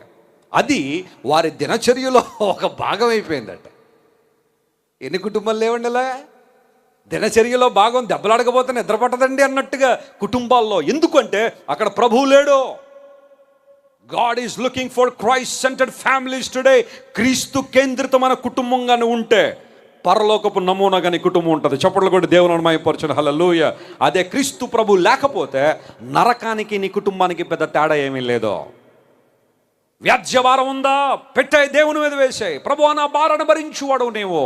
నేను మాత్రం కోరుకున్నది సమాధానమే. బైబిల్లో ఒక మాట ఉంది, సౌలు కుటుంబం అంతకంతకు నీరసిల్లిపోయింది, దావీదు కుటుంబం అంతకంతకు ఏమైందట, వర్ధిల్లింది. కారణం ఏంటో తెలుసా? సౌలేమో కలహాన్ని కోరుకున్నాడు, దావీదేమో సమాధానాన్ని కోరుకున్నాడు. నువ్వు ఎవరిలా ఉంటావు ఈ రాత్రి? మాట్లాడితే గొడవలకు బయలుదేరుతున్నావు ప్రతి చిన్నదానికి, లేదా సమాధానాన్ని కోరుకునే వ్యక్తిగా ఉన్నావా? సమాధాన పరుచు వారు ధన్యుల్లో, వారు దేవుని కుమారులు అనబడతారు. అంత ఈజీగా టైటిల్ రాదు నీకు. దేవుని కుమారులు అంటే అంత ఈజీగా వచ్చేసింది అనుకున్నావు గనక సమాధాన పరిచే గుణం నీలో ఉండాలి, క్షమించే మనసు నీలో ఉండాలి, ప్రేమించే మనసు నీలో ఉండాలి. నీ కుటుంబం కట్టబడుతుంది, సమాధానం కట్టబడుతుంది. నా వ్యాజ్య భారాన్ని మీద వేస్తున్నాను. ఆయన మన పనుల భారాన్ని భరిస్తాడు. మూడవది మన వ్యాజ్య భారాన్ని భరించాడు, రెండవది భరించాడు. మూడవది 38వ కీర్తన 4వ వచనం చదివితే దానిలో ఒక మాట ఉంది. ఆ మాట చెప్పి నేను ముగిస్తాను, గమనించండి. Psalm 38:4 దానిలో రాయబడిన మాట, నా దోషములు నా తల మీదుగా పొర్లిపోయినవి, నేను మోయలేని బరువు వలె అవి నా మీద ఏం చేయబడ్డాయి, మోపబడి ఉన్నవి. 38వ కీర్తనను పశ్చాత్తాప కీర్తన అంటారు, సామ్ ఆఫ్ పెనిటెన్స్. బైబిల్ గ్రంథంలో 150 కీర్తనల్లో కొన్ని విభాగాలు ఉన్నాయి. కీర్తనలన్నీ ఒకే సారాంశంతో ఉన్నాయి కాదు. కొన్ని ప్రార్థనలు ఉన్నాయి, కొన్ని స్తుతి ధ్వనులు ఉన్నాయి, కొన్ని పశ్చాత్తాప కీర్తనలు ఉన్నాయి. అందులో తాము చేసిన పాపముల నిమిత్తం, తాము చేసిన అపరాధముల నిమిత్తం పశ్చాత్తాపడిన ఆ సందర్భాలు మనకు కనబడతాయి. ఆ సామ్స్ ఆఫ్ పెనిటెన్స్లో ఈ 38వ కీర్తన కూడా ఒకటి. దానిలో ఏమన్నాడు తెలుసా? ప్రభువా, నా దోషములు, నా పాపములు నా తల మీదుగా వెళ్ళాయి, అవి నా మీద బరువుగా మోపబడ్డాయి, నేను మోయలేకపోతున్నాను, ఆ బరువును నేను తట్టుకోలేకపోతున్నాను. దాని నుండి ఉపశమనం కోసం, పాప భారము నుండి విడుదల పొందడం కోసం ఈరోజు ఎన్నో ప్రయత్నాలు చేస్తున్నాను. నాకు నువ్వు సహాయం చేయవా? దేవుని దగ్గరకు వచ్చి అడుగుతున్నారు చాలామంది. ఈ రాత్రి మనిషి యొక్క పాపం మనిషి మీద మోపబడుతుంది. అది తీవ్రమైన భారం వల్లే, బరువు వల్లే ఉంది. అది దించబడకపోతే నీకు ప్రశాంతత లేదు, అది దించబడకపోతే నీకు ఆనందం లేదు. అందును బట్టి ఈ రోజున మానవుడు ఎన్నెన్నో ప్రాంతాలు ప్రతిరోజు దర్శించిన కారణం ఏంటో తెలుసా? ఆ పాప భారం దించుకోవాలని. ఏవేవో దేవుడికి ఇచ్చేయాలన్న ఆలోచన ఎందుకోసమో తెలుసా? పాప భారాన్ని దించుకోవాలని. పుణ్యాలు చేయడం, దానాలు చేయడం, ధర్మాలు చేయడం, మనుషులకి ఏదో మేలుకరంగా ఉన్నాన్ని పరిశీలన చేసుకోవడం. నేను చేసిన పాపాలు చాలా ఎక్కువగా ఉన్నాయి కాబట్టి నేను చేసే పుణ్యాలు ఆ పాపాలను దాటితే అప్పుడు నాకు స్వర్గలోకం ఉంటుందని చెప్పి పాపాలను పుణ్యాలను బ్యాలెన్స్ చేయాలనే ప్రయత్నంలో ఎంతమంది లేరంటారు ఈ రోజుల్లో? పాపం పోయే మార్గం ఏంటని చెప్పి చాలామంది వెతుకులాడుతున్నారు. మొన్న ఎవరో చెప్పారట, ఒక చిన్న ఇరుకైన స్థలంలోంచి కనుక నువ్వు ఇటు నుండి అటు కనుక వెళ్ళగలిగితే నీ పాపాలన్నీ పోతాయన్నాడంటే ఎవరో. ఒక ఆమె వెళ్ళింది, మరి ఎక్కడి నుంచి, కాకినాడ నుంచి వెళ్ళిందో లేదా మరి ఎక్కడి నుంచి వెళ్ళిందో తెలియదు. ఆమెమో కొంచెం దిట్టంగా ఉంది ఆమె, అక్కడేమో ఆ పాత్ ఏమో చాలా నేరోగా ఉంది. ఆలోచన చెయ్యాలి కదా, చేయకుండా మధ్యలోకి వెళ్ళి ఇరుక్కుపోయింది. బాబోయ్ నన్ను బయట తీయండి ఆయనో, పాపాలు పోవాలని చెప్పి ఇరుక్కుపోయి అక్కడ నుంచి పైకి వెళ్ళిపోయింది అమ్మగారు. ఇలాంటి ఎన్ని ప్రయత్నాలు జరగట్లేదు పాపాలు పోవాలని, సమస్య పరిష్కారం రావాలని.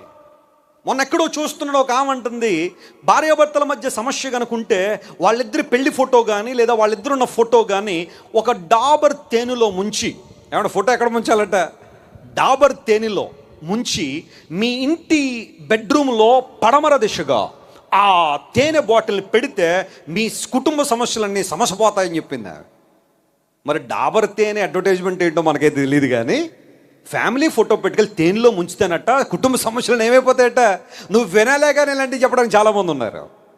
పాపాలు పోవాలంటే అది చేయి, ఇది చేయి, అక్కడ మునుగు, ఇక్కడికి వెళ్ళు, అది చేయి, ఇది చేయని అనేక రకాల భారాలు మోపి మనిషిని ఇంకా పాప బంధకాల్లోనే ఉంచడానికి మానవుడు ఇష్టపడుతున్నాడు. కానీ వాటి నుండి విడుదల చేసే మార్గం ఏంటి? మా తాత ప్రతి ఉదయాన్నే లేచి సూర్య నమస్కారం చేస్తూ ఎన్నో శ్లోకాలు పాడుతుండేవాడు. అందులో ఒక శ్లోకం, పాపోహం పాపకర్మ పాపాత్మ పాప సంభవ కృపయా దేవ శరణాగత వత్సల త్రాహమాం యుగే యుగే అనిదా శరణనాస్తి త్వమేమ శరణం మమ్మ. మా కుటుంబంలో జరిగిందని చెప్తున్నాను, ఎవరినో విమర్శించాలని కాదు. ఏదైనా గుడి కనబడితే ప్రదక్షిణ చేస్తూ చెప్పే శ్లోకం ఇది. మంచి శ్లోకమే, అర్థం కూడా చాలా మంచిదే. ఓ దేవా నేను పాపిని, నా కర్మలన్నీ పాపమే, ఇలా పాపంలో నేను చచ్చిపోతే పున్నామ నరకానికి పోవాలి. నువ్వు కరుణ కలిగిన దేవుడు అయితే, కృపగల దేవుడు అయితే ఈ పాపమును నన్ను విడిపించు. I want to be delivered from the clutches of sin, from the bondages of sin, from the consequences of sin. పాప పర్యవసానాల నుండి, పాప బంధకాల్లోంచి నేను విడుదల పొందాలని కోరుతున్నానని మా తాత ప్రతి ఉదయాన్నే ప్రార్థన చేసేవాడు. ఇలా ఎంతమంది లేరు ప్రార్థన చేస్తున్న వాళ్ళు? పాపము మనిషిని అన్ని విధాలుగా ఛిద్రం చేసింది, మనిషిని ఆధ్యాత్మికంగా చంపేసింది, మానసికంగా కృంగదీసింది, శారీరకంగా ఇబ్బందుల్లోకి నెట్టేసింది. పాపము ఎంటరవ్వనంత వరకు ఆదాము హవ్వలు ఏదెను తోటలో దేవునితో నిర్భయంగా మాట్లాడారు, ఆయనతో సహవాసం చేశారు, ప్రభువుని ముఖాముఖిగా చూశారు, ఆయన స్వరాన్ని విన్నారు, అద్భుతాలు జరిగాయి వారి జీవితంలో. కానీ ఎప్పుడైతే వద్దు అన్న పని చేశారో వారి జీవితంలోకి ఏమేమి ఎంటరైంది తెలుసా? మొట్టమొదటిగా they were separated from God, దేవుని నుండి వారు వేరు చేయబడ్డారు. They were banished out of Garden of Eden. ఏదైనా తోటలోంచి దేవుడు వారిని బయటకు గెంటేశాడని బైబిల్లో రాయబడింది. They lost the relationship with God. చాలామంది అడుగుతారు, వెస్లీ గారు ఈ పండు తినుదినమున చచ్చిపోతామన్నాడు కదా దేవుడు, కానీ ఆదాము గారు చావలేదు కదా, 930 సంవత్సరాలు బ్రతికాడు కదా ఆదాము, ఇప్పుడు దేవుని మాట అబద్ధం అయిపోయిందని చాలామంది అడిగితే నేను చెప్పే మాట ఏంటో తెలుసా? దేవునితో సహవాసం తెగిపోవడం కన్నా చావడం ఈజీ ఏమో అనిపిస్తుంది నాకు. ఇంకంతకన్నా గొప్ప మరణం ఏం కావాలి? సెపరేషన్, డెత్ అనే మాట గ్రీకు భాషలో ఉన్న మాటకు అర్థం ఏంటో తెలుసా? సెపరేషన్ అని అర్థం. డెత్ అంటే separation. Bible is talking about spiritual death. ఒక మానవుడు పాపం చేసిన ఆ క్షణం దేవునితో సంబంధాన్ని కోల్పోయాడు. అంజూరపు ఆకులు కచ్చడాలుగా మార్చుకుని తమ సిగ్గును కప్పుకోవడానికి, తమ మానాన్ని కప్పుకోవడానికి అంజూరపు ఆకులు కచ్చడాలు చేసుకోవడం మొదలుపెట్టారు. మీకు ఎప్పుడైనా డౌట్ వచ్చిందా?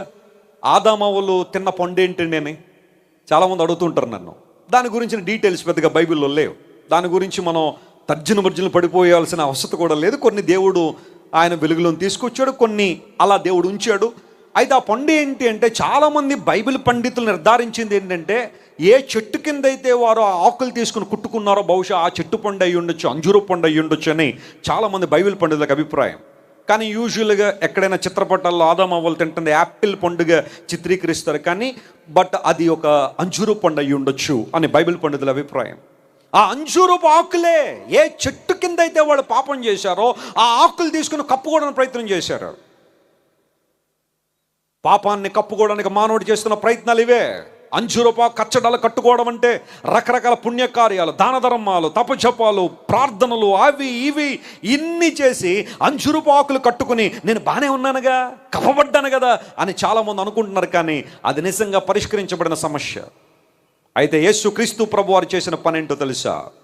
ఆయన ఈ లోకానికి వచ్చి శిలువలో మన కోసం మరణించడం ద్వారా ఆనాడు ఏదెను తోటలో ఒక చర్మపు చొక్కాయి తయారు చేయబడి, బహుశా ఆ జంతువు ఏంటనేది ఆలోచన చేస్తే గొర్రెపిల్ల అయి ఉండొచ్చు. ఎందుకోసం అంటే ఆ గొర్రెపిల్ల యొక్క చిత్రం పాత నిబంధనలు అనేక చోట్ల మనకు కనబడతా ఉంటుంది. ఆదిలో వధించబడిన గొర్రెపిల్ల ఆదాము హవ్వల యొక్క సిగ్గును మానాన్ని కప్పి ఆ చర్మపు చొక్కాయలు వారి మీద కప్పబడడం ద్వారా వారి పాపాన్ని దేవుడు కప్పినట్టుగా లేఖనంలో మనం చూసాం. That's what Jesus did on the cross of Calvary. ఆయన సిలువలో చేసిన పని ఏంటో తెలుసా? ఆయన మన కోసం చనిపోవడం ద్వారా మన పాపాన్ని సంపూర్ణంగా పరిష్కరించాలని యేసుప్రభువు ఆశించాడు. చెప్పండి కూడా దేవుని మహిమపడతాం. హల్లెలూయా. నీ పాపాలు పోయే స్థలం ఏంటి అంటే యేసుప్రభు సిలువ దగ్గరికి రావాలి. అక్కడే నీ పాపం యొక్క సమస్య పరిష్కరించబడింది కనుక. ఇప్పుడు పాండమిక్ వచ్చిందండి, కరోనా వచ్చింది, ఆ వైరస్ అందరి దగ్గరికి వచ్చింది. ఒక 2-3 వేవుల తర్వాత వ్యాక్సిన్ అనేది కనిపెట్టారు. ఇప్పుడు ఆ వ్యాక్సిన్ తీసుకున్న వాళ్ళందరూ కూడా ఆ వైరస్ వచ్చినా కానీ వారు చక్కగా పోరాడగలుగుతారు. లోపల ఉండి ఆ వ్యాక్సిన్ దాంతో పోరాడుతుంది కాబట్టి మీరు బ్రతుకుతారని చెప్పగానే లైన్లో నిలబడి వ్యాక్సిన్ వేయించుకున్నాను. ఇప్పుడు చూడండి, ఆ వ్యాక్సిన్, కరోనా వ్యాక్సిన్ మీరు చూస్తే జస్ట్ లైక్ వాటర్లా ఉంది, జస్ట్ వాటర్ డ్రాప్స్ లాగే ఉంది. సరే, ఆ కరోనా వ్యాక్సిన్ వేస్తున్న సెంటర్ ప్రక్కన ఒక ఆయన డ్రమ్ము నిండా నీళ్లు పెట్టుకుని నా దగ్గరికి రండి మీకు వ్యాక్సిన్ వేస్తారంటే వెళ్తాం మనం. అవి కాకినాడలో ఎక్కడో పట్టేసి నీళ్ళు అయ్యి, అవి అక్కడ తయారు చేయబడిన వ్యాక్సిన్ కాదు. అది జాగ్రత్తగా గమనించండి. చూడ్డానికి రెండు ఒకలాగా ఉండొచ్చు, వాటి లక్షణాలు ఒకలాగా ఉన్నట్టు కనబడొచ్చు, కానీ వాటి ఎఫెక్ట్ మాత్రం వేరుగా ఉంటుంది. ఆ ఒరిజినల్ వ్యాక్సిన్ తీసుకున్నప్పుడే ఆ దానితో పోరాడే అవకాశం ఉంది. ఎవడు పడితే వాడు డ్రమ్ములు పెట్టుకుని రండి అంటే ఎందుకు వెళ్ళలేదో తెలుసా? అది సరైన వ్యాక్సిన్ కాదు. ఈ లోకంలో ఒక మనిషి పాపం పరిష్కరించబడాలంటే యేసు ప్రభు రక్తమే ఎందుకు ఉపయోగపడుతుందంటే ఆ రక్తమే పరిశుద్ధమైన రక్తం కాబట్టి దేవుని నామమున స్తోత్రం కలుగును గాక. పవిత్రుడు, నిర్దోషి, నిష్కల్మషుడు, పాపులలో చేరక ప్రత్యేకంగా ఉండువాడు, ఆకాశ మండలం కంటే మిక్కిలి హెచ్చైన వాడు, ఇట్టి ప్రధాన యాజకుడు సరిపోడా మనకి? God is enough and his sacrifice is sufficient for us. ఆయన బలి, ఆయన మరణం, ఆయన త్యాగం మన పాపాలు తీసివేయడానికి సామర్థ్యం ఎందుకుంది అంటే ఆయన పాపము లేనివాడు కాబట్టే. యేసు ప్రభు జన్మలో పాపం లేదు, ఆయన క్రియల్లో పాపం లేదు, ఆయన మాటల్లో పాపం లేదు, ఆయన వ్యవహార శైలిలో పాపం లేదు, ఆయన స్వభావంలో పాపం లేదు, ఆయన అలవాటుల్లో పాపం లేదు. అందును బట్టే యేసు ప్రభు నీతిమంతుడని ఎవరు చెప్పారో తెలుసా బైబిల్లో? ఆయన ద్వేషించిన వారే ఒప్పుకున్నారు, శిష్యులు కాదు చెప్పింది. శిష్యులు యేసు ప్రభు దగ్గర ఉన్నారు కాబట్టి మా నాయకుడు అదండి, మా నాయకుడు ఇదని ఎన్నెన్ని చెప్పచ్చేమో అనుకుంటాం మనం. కానీ యేసు ప్రభు నీతిమంతుడని ఒప్పుకున్నది ఎవరో తెలుసా? ఆయన్ను తీర్పు తీర్చిన పిలాతే చేతులు కడుక్కున్నాడు. ఈయన శిక్షిద్దాం అనుకుంటే ఒక్క నేరం కూడా కనబట్టలేదు, నాకు ఒక్క దోషం కూడా కనబట్టలేదు ఆయనలో అన్నాడు. చేతులు కడిగేసుకున్నాడు పిలాతు. శతాధిపతి యేసు ప్రభు ముందు మోకాళ్ళుని సిలువ వేశాడు శతాధిపతి. అతని పేరు బైబిల్లో లేదు కానీ చరిత్రలో లాజినస్ అంటారు అతన్ని. అతనే యేసు ప్రభుని తీసుకొచ్చి మేకులు కొట్టి సిలువకు దిగ్గొట్టి ఆ సిలువ వేసిన తర్వాత అక్కడ జరిగిన అద్భుతాలన్నీ చూసిన తర్వాత ఏ రోమన్ సైనికుడు కానీ ఏ రోమన్ శతాధిపతి కానీ సిలువ వేయబడి ఒక వ్యక్తి ముందు మోకాళ్ళు వేయకూడదు. ఇన్ఫ్యాక్ట్ ఆ సిలువను కూడా టచ్ చేయకూడదు, వాళ్ళు సిలువను కూడా ముట్టుకోరు. యేసు ప్రభు సిలువ మోయలేక పడిపోతే కురైనని సీమోన్తో మోయిపించే కారణం ఆ కురైనీడు ఆఫ్రికా దేశానికి సంబంధించిన వాడు. ఆయన రోమన్లు కనీసం టచ్ కూడా చేయరు. అలాంటి సిలువ ముందు శతాధిపతి మోకాళ్ళు అన్నాడు తెలుసా, నీవు నీతిమంతుడు అన్నాడు. ఈయన నిజముగా నీతిమంతుడని ఒప్పుకున్నాడు. యేసు ప్రభు నీతిమంతుడని ఒప్పుకున్నది ఆయన ప్రేమించిన వాళ్ళు కాదు, ద్వేషించిన వాళ్ళు ఒప్పుకున్నారు. అది నా దేవుని సామర్థ్యం, అది నా దేవుని యొక్క కెపాసిటీ, అది నా దేవుని యొక్క యథార్థత. హల్లెలూయా. ఈ రాత్రి ఆయన ఒక్కడే నీ పాపాలు ఎందుకు క్షమించగలడని నువ్వు అంటే, ఆయన ఒక్కడే నీ కోసం శిలువలో మరణించాడు కాబట్టి, తన రక్తాన్ని నీ కోసం చిందించాడు కాబట్టి, దారదారులుగా తన రక్తాన్ని నీ కోసం కార్చాడు కనుక నీ పాప భారాన్ని తొలగించే సామర్థ్యం ఆయనకు మాత్రమే ఉంటుంది. చెప్పండి నమ్మని దేవుని ప్రజలారా, ఎప్పుడైతే నీ పాప భారం తొలగించబడుతుందో, నీ పాప భారంను విడుదల పొందుతావో, బైబిల్ సెలవిచ్చింది నువ్వు రక్షణ పొందడం మాత్రమే కాదు, రక్షణ ఆనందంలో కొనసాగుతా ఉన్నాడు. ఈ ఆనందం ఇంకెక్కడ దొరకదు నీకు. రక్షణ ఆనందాన్ని పొందుకోవాలి అంటే యేసుక్రీస్తు ప్రభుని దేవునిగా అంగీకరించి పాప పశ్చాత్తాపాన్ని పొంది దేవుని సన్నిధికి, ప్రభువా నా పాపములను నన్ను శుద్ధీకరించు, నా పపాములను నన్ను నలగొట్టేసాయి, మనసులో ప్రశాంతత లేదు, కుటుంబంలో నెమ్మది లేదు, నా ఆత్మ చచ్చిపోయింది, I want to live again, నేను మరలా బ్రతకాలని ఆశపడుతున్నాను, నీ శక్తి నా మీద కుమ్మరించి నీ రక్తంతో నన్ను కడగని నువ్వు ప్రార్థన చేస్తే, మన పాపంలో ఒప్పుకుని నీడల ఆయన నమ్మదగిన వాడు నీతిమంతుడు కనుక మన పాపములను మనం క్షమించి సమస్త దుర్నీతి నుండి దేవుడు మనం ఎలా చేస్తాడట, ఆయన పవిత్రులుగా చేస్తాడేమోనుందా, చెయ్యునోనుందా? ఇంకా అక్కడ అనుమానం అక్కర్లా, డౌట్ అక్కర్లా, దేవుని మాటను సందేహించక్కర్లా. నీవు నీ పాపాన్ని ఒప్పుకుంటే my God is just and he is faithful. ఆయన నమ్మదగిన వాడు నీతిమంతుడు. నువ్వు నీ పాపాన్ని ఎవరి దగ్గర ఒప్పుకుంటే మరొకరికి 4 యాడ్ చేసి పంపిస్తారేమో వాళ్ళు, కానీ నీ దేవుడు అలాంటాడు కాదు. నీ పాపాన్ని ఒప్పుకుంటే ఆయన తీసుకెళ్ళి సముద్ర అగాధ జలముల్లో పడేశాను అన్నాడు.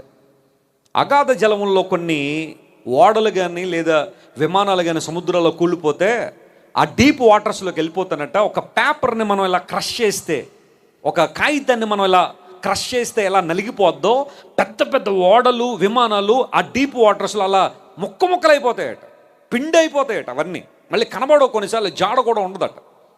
దేవుడు అన్నాడు నీ పాపమును ఒప్పుకుంటే దాన్ని తీసుకెళ్ళి అగాధ జలముల్లో వేస్తానంటే అర్థం ఏంటో తెలుసా, నువ్వన్న వాటిని జ్ఞాపకం చేసుకుంటావేమో కానీ దేవుడు మాత్రం మరలా వాటిని ఏం చేశాడట, జ్ఞాపకం చేసుకోడు. ఆయన నిన్ను కడిగి పవిత్రపరిచి తన సన్నిధిలో నిలబడిగే ధైర్యాన్ని ప్రభువు నీకు ఇస్తాడు. ఆయన రాజ్యంలో సంచరించగలిగే అధికారాన్ని దేవుడు నీకు ఇస్తాడు. నమ్మని దేవుని ప్రజలారా, మన తలంపులతో చేసిన పాపానికి యేసు ప్రభు తలలో ముళ్ళ కిరీటం దగ్గొట్టబడింది. మన చేతుల్లో చేసిన పాపాల ద్వారా మన చేతులకి పడాల్సిన మేకులు యేసు ప్రభు మన కోసం తీసుకున్నాడు. The Bible says he is our substitution. ఆయన సబ్స్టిట్యూటనరీ అటాన్మెంట్గా మన కోసం ఈ లోకాన్ని దిగి వచ్చిన దేవుడు నీ కోసం నా కోసం బలియాగం అయ్యాడు. మన స్థానాన్ని ఆయన కోరుకున్నాడు. A divine exchange was done at the cross of Calvary. Calvary సిలువలో యేసుక్రీస్తు ప్రభు వారు ఒక డివైన్ ఎక్స్చేంజ్ చేశారు. అదేంటో తెలుసా, నీ భారాన్ని నా మీద వేసాయి, నా శాంతిని నీకు ఇస్తాను, నా సమాధానం నీకు ఇస్తాను, నా రక్షణ నీకు ఇస్తానని యేసు ప్రభు మన కోసం మరణించారు. మన పాదాలు బంగారు వీధుల్లో నడవాలని ఆయన యెరూషలేము వీధుల్లో కరుకైన మార్గాన్ని ఎన్నుకున్నాడు. ఆ మార్గంలో ప్రయాణం చేశాడు. మన చేతులు కిరీటాలు మోయాలని చెప్పి, లేదా మన చేతులతో ఆ పరిశుద్ధమైన రాజ్యంలో మనం సంచరించాలన్న ఆలోచనతో యేసు ప్రభు తన చేతుల్లో మేకులు కొట్టించుకున్నాడు. మన తలల మీద జీవ కిరీటాన్ని, మన తలల మీద నీటి కిరీటాన్ని, మన తలల మీద అక్షయమైన కిరీటాన్ని, మన తలల మీద దేవుని యొక్క కిరీటాన్ని చూడాలని యేసు ప్రభు మన కోసం ఆయన తల మీద ముళ్ళ కిరీటాన్ని ధరించాడు. He replace your place on the cross. కారణం ఏంటో తెలుసా, నువ్వు రక్షణ పొందాలని, మారు మనసు పొంది దేవుని రాజ్యంలో సదాకాలం ఉండాలని, రక్షణలో ఎదగాలని దేవుడు ఆ గొప్ప త్యాగాన్ని కోసం చేశాడు. నీ పాప భారాన్ని తొలగించడానికి నీ కొరకు పాపాన్ని భరించిన దేవుడు ఆయన. మన శాపాన్ని భరించడానికి మన కొరకు శాపముగా మార్చబడ్డాడు ఆయన. అలాంటి ప్రేమ గల దేవుణ్ణి ఈ రాత్రిని హృదయంలో చేర్చుకుంటావా? ఒకవేళ ఇంతవరకు యేసు ప్రభువును దూరంగా నిలబెట్టి వెళ్ళిపోయావేమో, ఇలాంటి క్రూషియల్ ఎన్నోసార్లు అటెండ్ అయ్యావు, ఇలాంటి మీటింగులు ఎన్నోసార్లు సువార్త విన్నావు, కానీ జీవితాన్ని ప్రభువుకి ఇవ్వలేదేమో. Is it not a wonderful time to invite Jesus into your precious heart?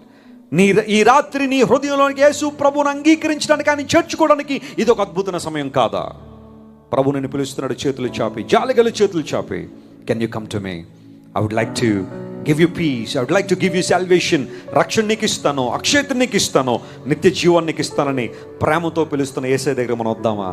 ఏ భారం తొలగిపోద్ది అంటే మన పనుల భారాన్ని తొలగించే దేవుడు, మన వ్యాధ్య భారం తొలగించే దేవుడు, మన పాప భారాన్ని తొలగించి మనందరినీ ఆయన విముక్తులుగా చేసి స్వతంత్రంతో నింపి, కుమారుడు స్వతంత్రులుగా చేసిన వాళ్ళు నిజంగా స్వతంత్రులని బైబిల్లో రాయబడినట్టుగా యేసు ప్రభు ద్వారా స్వతంత్రులుగా చేయబడితే you will truly enjoy that freedom and Liberty in Christ.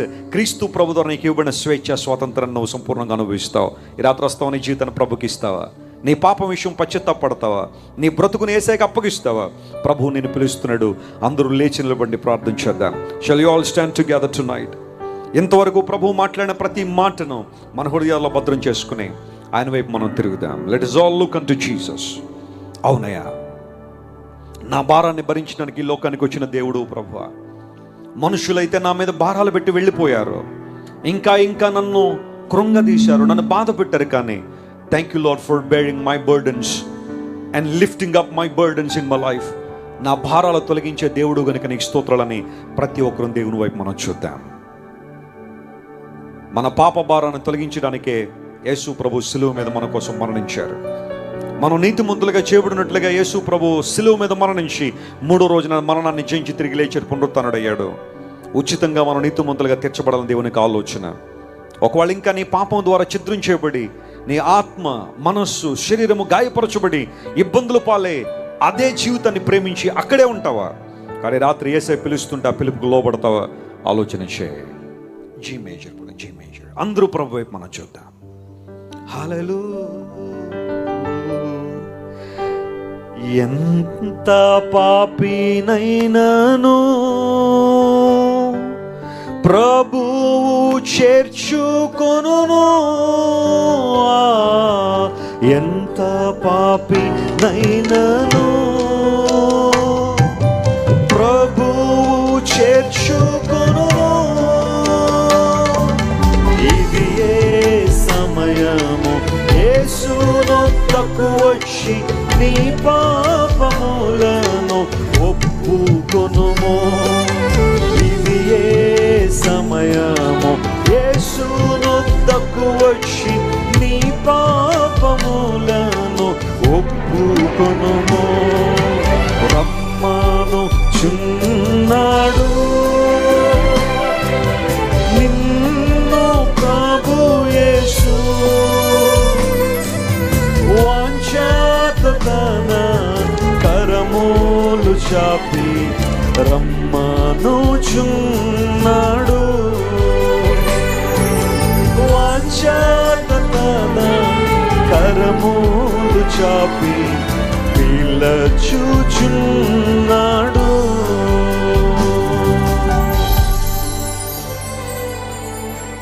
దైవజనుడా, 3 రోజులను దేవుని వాక్యం విన్నాను. దేవుడు నా వాక్యం నన్ను సవాలు చేసింది. నా జీవితాన్ని యేసయ్యకి అప్పగించాలని కోరుతున్నాను. నా పాపము ద్వారా అన్ని విషయాల్లో నష్టపోయాను. నా ఆధ్యాత్మిక జీవితంలో, మానసికంగా, శారీరకంగా నేను ఛిద్రం చేయబడ్డాను. కానీ రాత్రి నా పాప భారాన్ని మోసింది యేసు ప్రభువే. ఆయన పాపములను రక్తం కలిగి ఉన్నాడు కనుక నా పాపాలు క్షమించడానికి అధికారం ఆయనకు మాత్రం ఉందని గుర్తించి ఈ రాత్రి నా జీవితాన్ని యేసయ్యకి అప్పగించాలని ఆశపడుతున్నాను. నా రక్షణ కోసం ప్రార్థన చేయండి అన్న వాళ్ళు ఎవరు ఉంటే మీరున్న స్థలంలో మీ కుడి చేయి చూపించండి. మీకోసం నేను ప్రార్థన చేస్తాను. Just rise your right hand if you want to make a decision to follow Jesus from tonight. ఈ రాత్రి నుండి యేసయ్యను వెంబడించడానికి, ఆయన రక్తం ద్వారా నీ పాపాలు కడుక్కోవడం ఇష్టపడితే, నువ్వెవరైనా పర్వాలేదు, నీ కులం ఏదైనా, నీ మతం ఏదైనా, నీ జాతి ఏదైనా, నీ స్థాయి ఏదైనా పర్వాలేదు. God loves you so much. For that reason he died for you on the cross. He shed his precious blood.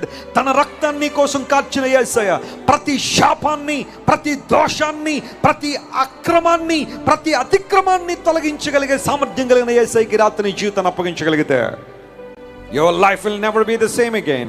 నీ జీవితం మునుపటి వలె ఉండదు. ప్రభు నిన్ను తన మహిమ కొరకు వాడుకోవాలని ఇష్టపడుతున్నారు ఆయన. అయ్యా, నా రక్షణ కోసం ప్రార్థించండి వెస్లీ గారు అన్నవాళ్ళు మీ కుడి చేపి నుంచి పైకి ఎత్తన ప్రార్థన చేస్తాను మీకోసం. ఈ ప్రార్థన నాతో చెప్పండి. యేసు ప్రభువా, చెప్పండి గట్టిగా, యేసు ప్రభువా, ఘోర పాపినైన నన్ను కరుణించండి. నీ రక్తంలో నా ప్రతి పాపాన్ని కడగండి, నన్ను పవిత్రపరచండి.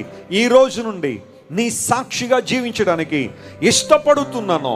నీ రక్త ప్రభావంలో బ్రతకడానికి సహాయం చేయండి. నన్ను రక్షించినందుకు వందనములు. యేసు నామములో అడుగుచున్నాను. ఆమెన్.